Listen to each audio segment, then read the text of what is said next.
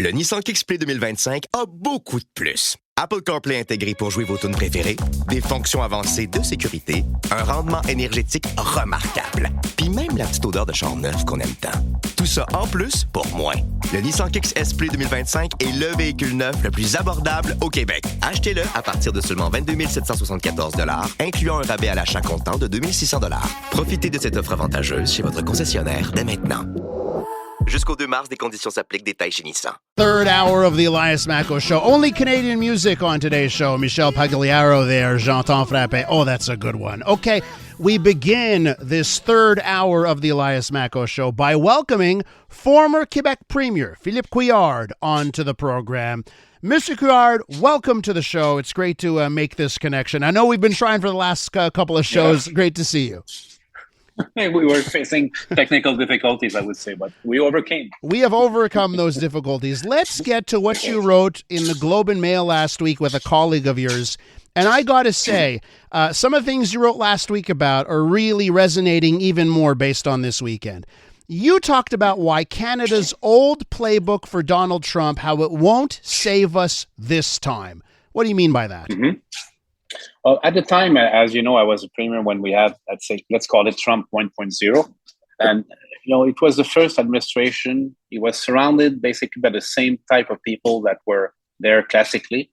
And we were dealing with basically a traditional trade conflict, which was approached in a traditional way, talking to the federal government of the US, to the governors, to the public, which we should do as well. But we have to realize that Trump 2.0 is very different. First, he has completely changed the way he's surrounded. He's surrounded by a group of people made of MAGA people on one hand, and also billionaires on the other hand, which is a very difficult, different type of interlocutors. He has also obtained total control on the House of Representatives, the Senate, the governors. No governor now will dare, deviating out of the line by fear of being sanctioned by, let's call him the emperor, Mr. Trump.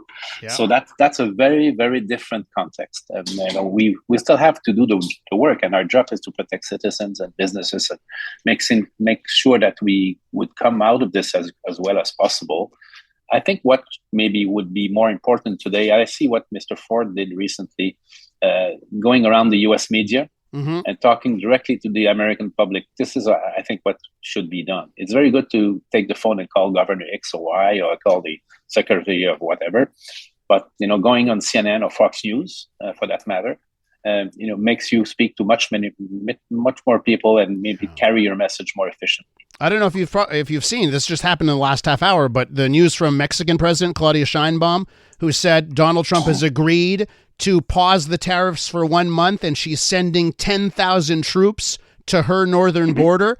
Now, I want to point out something you wrote in the Globe and Mail, which also got my attention. And you write this: Donald Trump's recent designation of cartels as terrorist organizations may offer some clues for dealing with fentanyl.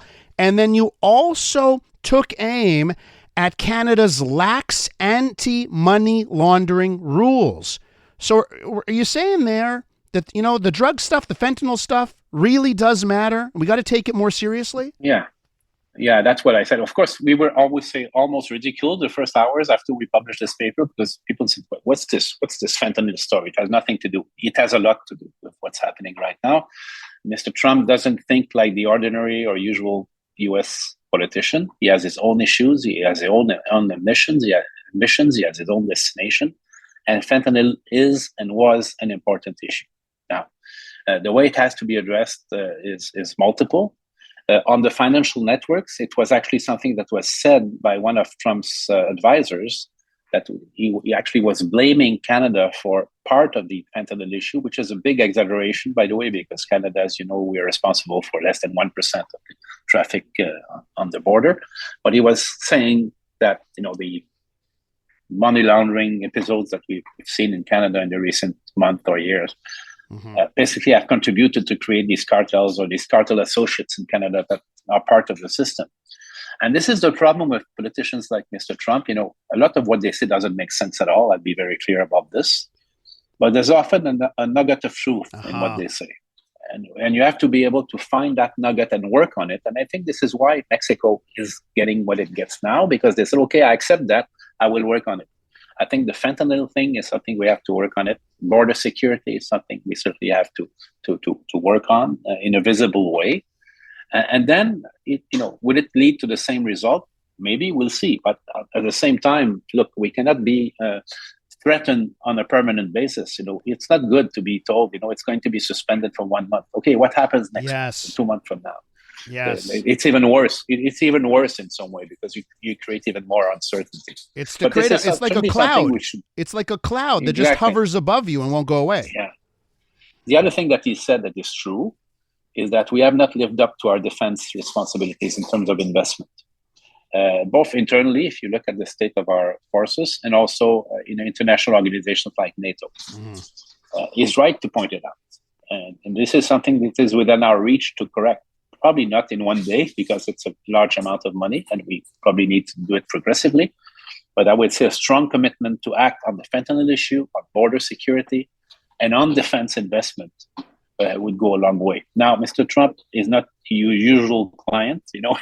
He doesn't react as most of them do. So you cannot predict what he wants or what he will want next month or next week. But I would say it's the government's responsibility to act as smartly as it can and be responsible. Because what I don't like seeing now is kind of a macho game, everybody telling the U.S. how strong they can be and how we're going to hurt them. And let's be honest, it's a bit of a joke. If you look at the sizes of the two economies, there are things we can do, but the impact of these things is not at all what people think they will be.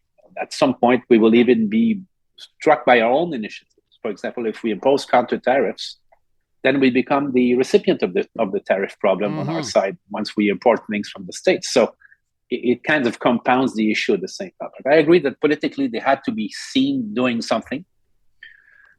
And they did, but you have to look at the longer game here.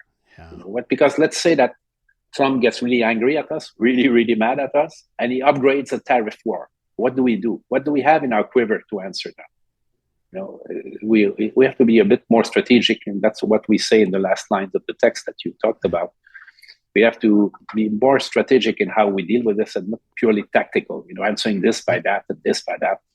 You have to look at the longer way. And on that strategy, that familiar voice you're hearing is the voice of former Quebec Premier Philippe Couillard, who's joining us now to talk about the tariff situation and the trade war between Canada and the U.S. Just on that and the response, one of the other things that you write is about going it alone or making sure you don't go it alone, working with allies, right? You write, we had a crucial ally in Mexico, right, who came to our aid when Mr. Trump was ready to move to a bilateral deal without Canada. You write that about the old Trump 1.0. And I'm wondering if we're already seeing a break to that, just seeing that Mexico's like, we've got our own deal. The tariffs have been delayed by a month. Could that be worrisome here if we decide it's every country for themselves? Well, look, I said good words about Mr. Ford previously about his presence in the U.S. media. I'm not that impressed by what he said about Mexico initially, basically wanting to throw them overboard. It's not going to help us. On the contrary, it weakens us. The more counterweight we bring to US, the better. And they have been good allies. Yes, they have issues. We all know about issues. We have issues too, but they have very, very serious issues with the drug cartels particularly. But it's not a reason to throw them away. And I'm quite impressed by the fact that Trump decided to suspend Mexico's tariff before ours. There's a signal there. There's a signal he's sending us. That he could have done the same with us already, because we told him, and we should have told him before, look, we're going to put a significant effort in securing the border and fighting drug trafficking. We have put 1.3 billion already. We'll put more and this and that and give examples. So he could have already said, okay, I'm happy with this. Let's continue on that way, and I'll suspend tariffs for, say, 1 month. And that message from this morning, I spoke to Justin Trudeau. We're going to talk again at 3:00, right? What's that saying? Well, he's a negotiator. That's what he does. If you look at his life, and if you read his book, The Art of the Deal, he shakes the whole world and puts all balls in the air at the same time. Kind of enjoys chaos, let's be honest. And waits to see what comes down after, what settles, and then he works with it. And this is why he, sometimes will succeed in those negotiations. So that's the way he always behaved, and we should have known that he would behave that way. and not panic when he starts throwing hell around, because that's the way he behaves. You cannot expect anything else. Yeah. So we have to keep restrained in what we say, even if we feel bad. We would like to say bad things.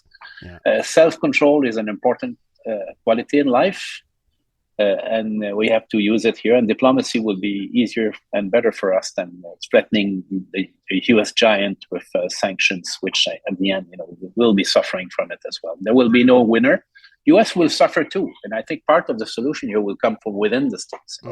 Senators are starting to grumble left and right about what the impact of these tariffs are on their state, Republican senators particularly. Yeah. And this is something that ultimately will bring us success, because Trump is afraid of two things: losing support of the public opinion. He's not that strong in the polls, which are historically low for incoming president. If you look at the numbers, he adores the stock market.